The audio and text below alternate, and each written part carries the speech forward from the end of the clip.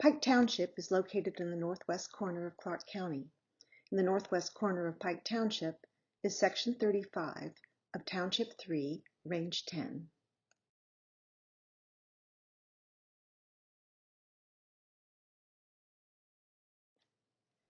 And in the northwest corner of Section 35 is the western section of Brent and Christine Pence's Lynn Allen Farm. Its documented history begins in 1814.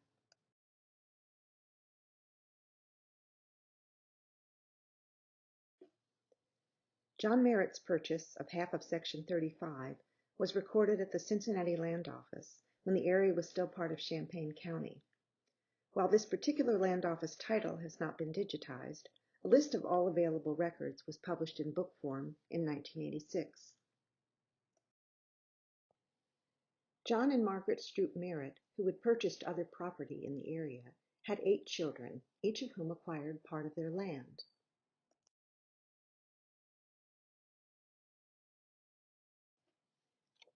This section was sold to their eldest son William in 1831 for $336.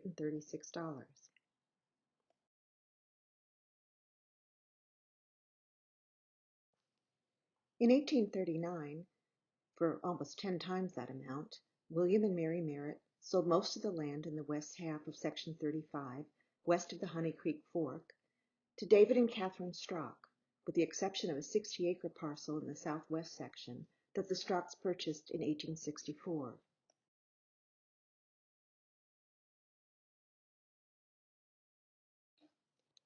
The brick house, still on the property, was probably built in 1846-47, when the Strocks had 8 children at home.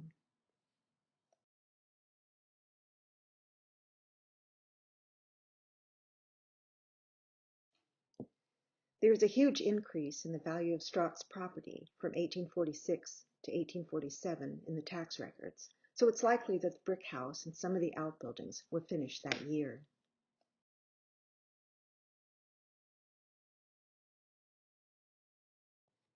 The 1875 Illustrated Historical Atlas of Clark County, Ohio, contains a lithograph labeled Residence of David Strock.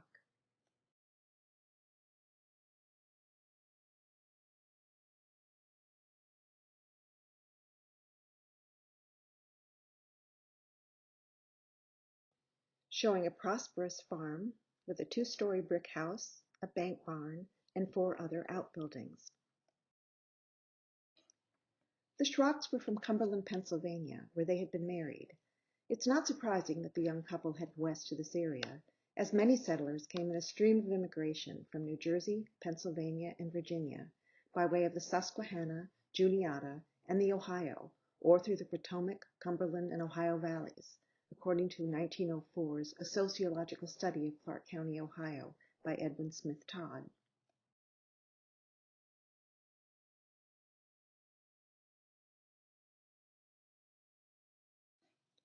Seven surviving Strock children appear in various Pike Township census records in the 19th century, and at least 2 of the sons continued farming on this and other Strock properties after their father retired.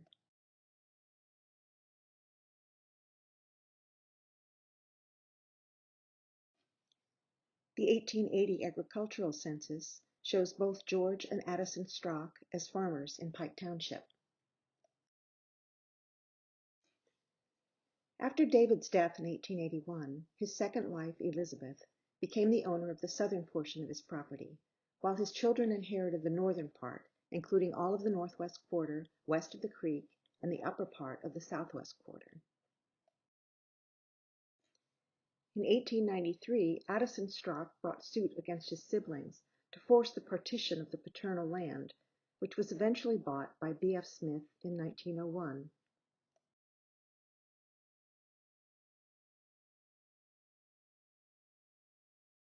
Smith and his wife Alice, of neighboring Miami County, sold the property to Alice and Lee O. Beery in 1904, and the Beery sold it to Lucy Smith in 1906.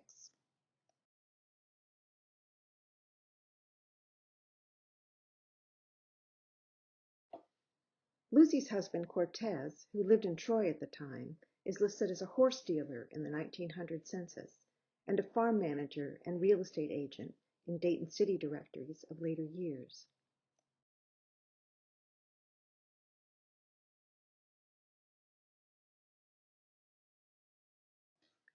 Cortez and Lucy sold the farm in two parcels in 1907, the northern 59 acres being purchased by farmers John and Minetta Hollis, who lived just across the Champaign County line in Jackson Township, and the 100 acres to the south becoming the home of Tunis and Mattie Mumford.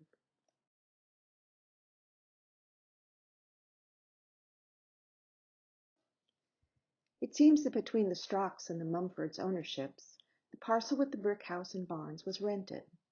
Note this excerpt about one Thomas Drake from 20th Century History of Springfield and Clark County, Ohio, by William Rockall. The family next lived on the Sheets farm near Tippecanoe and then on the Strock farm in Pike Township for 9 years.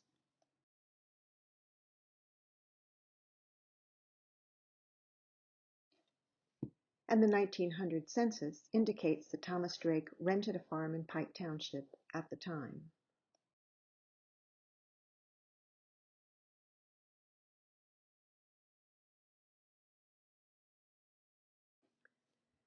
Tunis Mumford was working on land in the township long before his move to the Strock farm.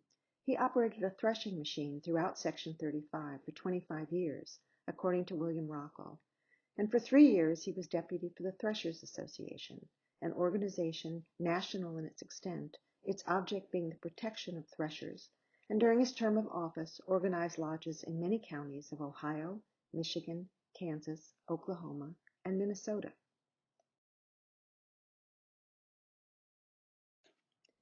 This photo makes us wonder how large a territory threshermen serviced at the time.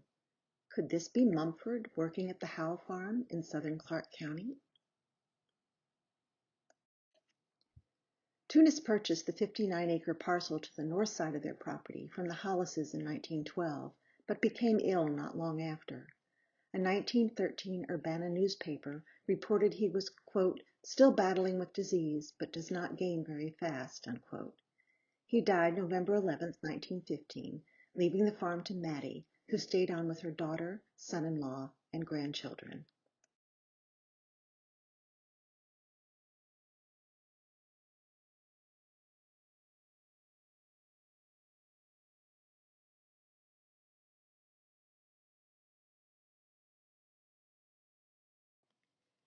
It was Mattie who purchased the smallest parcel of slightly more than 3 acres in the southeast corner from neighboring farmer James Black in 1918, completing the area that the farm occupies to this day. This smallest parcel consists of the only part of the farm east of the creek, south of where the road crosses the water. While the natural boundary between farms in the 19th century was the creek, the property line now conforms to the man-made boundary of the road.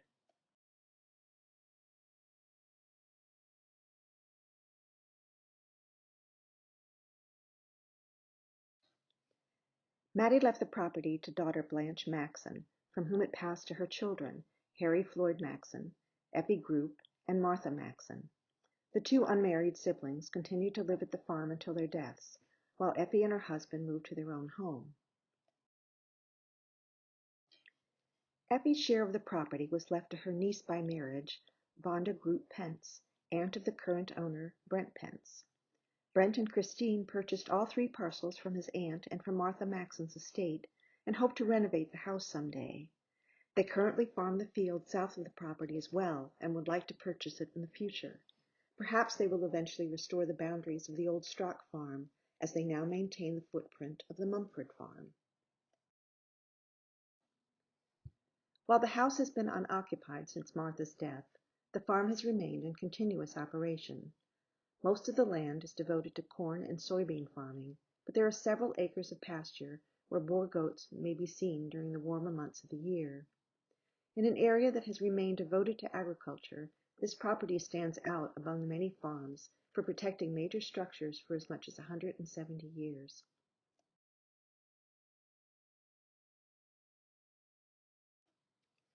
As the crow flies, it's barely over a mile southeast from the Pence farm.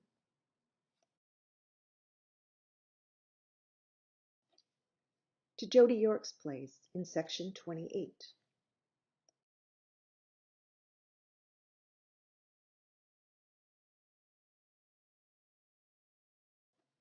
The York farm is half of a parcel first purchased in 1818 by Abner Cassatt, originally from New Jersey, who resided in Greene County's Bath Township.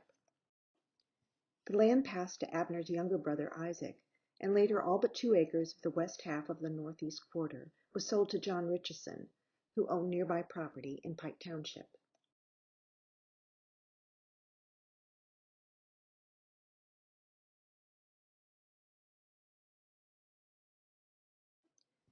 Richardson sold a quarter interest in the property to his son Jasper and a 3/4 interest to his son-in-law Henry Brandenburg in 1865. According to the tax records, the brothers-in-law farmed the land together until Henry purchased Jasper's share in 1869.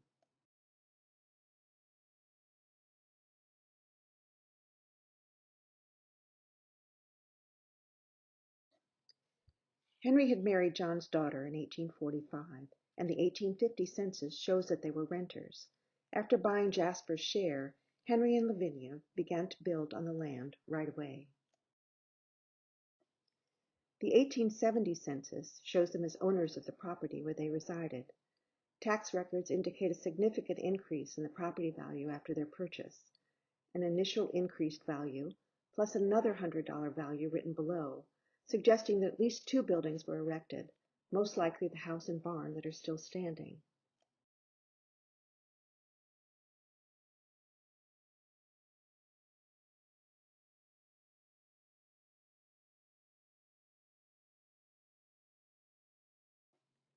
The Brandenburgs also acquired 2 acres at the southeast corner of their property from Isaac Cassatt's daughter Florence and her husband Ulysses Botsford in 1878. With the exception of a very small parcel that some later owners transferred to their daughter and her husband, the York farm has the same footprint as the Brandenburg farm nearly a century and a half ago.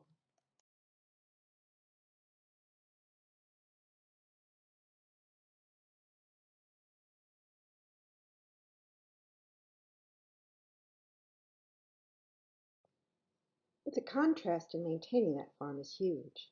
In the 1870 census, you can see that even on this small farm, 2 adult men, Henry and son, and 2 adult women, Lavinia and daughter, kept things going.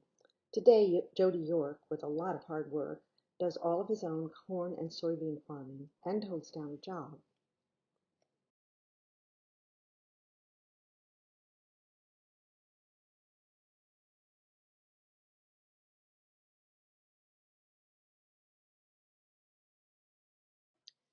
Much of that, of course, is due to mechanization, but there's also a big contrast in the diversity of farming activity. Henry's was typical of the region at the time. Here is the data for the Brandenburg farm from the 1880 agricultural census. You can see that the Brandenburgs had a slightly smaller than average farm, and that crops in the township varied little.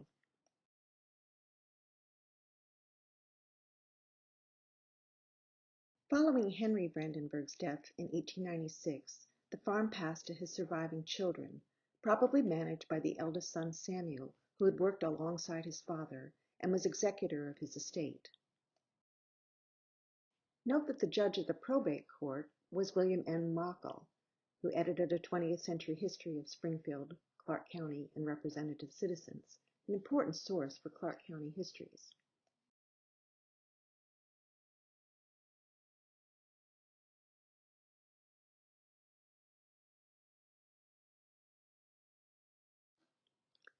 Samuel and his siblings sold the property in 1909 to George Bensel, a young farmer native to Pike Township, who was already living on the 80-acre parcel directly east of the farm.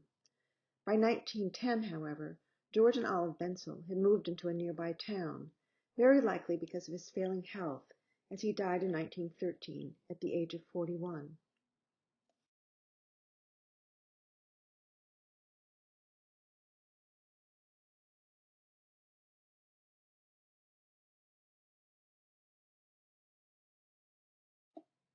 The 2 parcels were sold to Jacob and Levancia Davidson, owners of a farm on nearby Ayers Road. Their descendants still operate a successful century farm in the township, but this particular land was only in the family's possession for about 20 years. Following Jacob's death, Levancia gave the Brandenburg property to son Cleveland in 1923 and the adjoining parcel to his brother.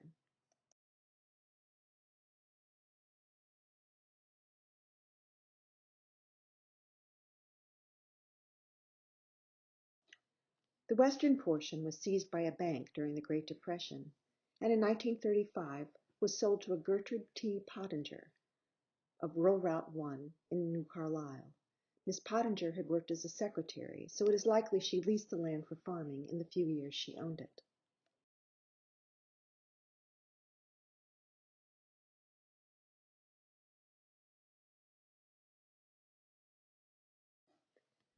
By the 1940 census, she was living in the Cleveland area and sold the farm in 1941 to Harvey and Olive Trago for $1. In earlier deeds, this price often indicates a sale to a relative, but the $1 phrase was becoming more common in 20th century deeds, even when the buyers were not family.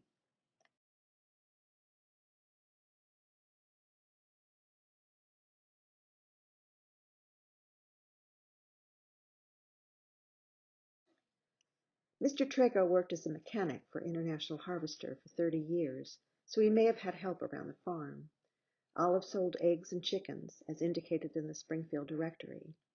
In 1951, 1.59 acres along the eastern edge of the parcel was transferred to their daughter and her husband.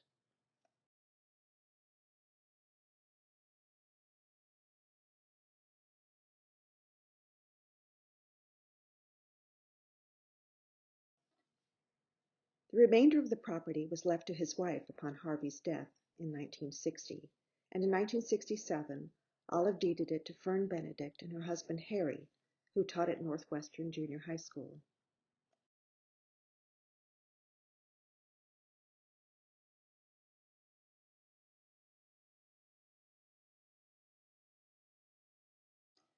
The Benedicts, in turn, sold the land to two other couples in 1973, one of which began major renovations on the house, but did not stay to complete them.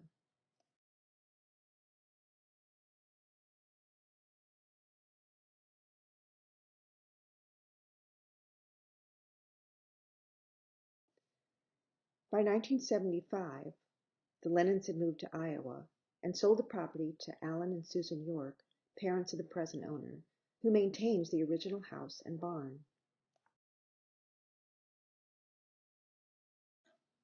If an agricultural census were conducted this summer, the census taker would have one of the area's products back in the mix. Jody will be setting up 20 beehives on his farm soon, so he will be producing honey, just like Henry Brandenburg's neighbor William Gundolf did back in 1880. TLT is adding more farms to its list of Pike Township preserved properties.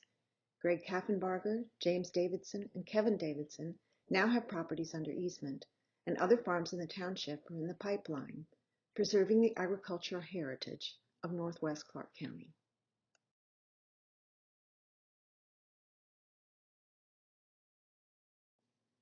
Check this site for our next history, featuring a house in Yellow Springs. This is Kim Iconis for the Tecumseh Land Trust.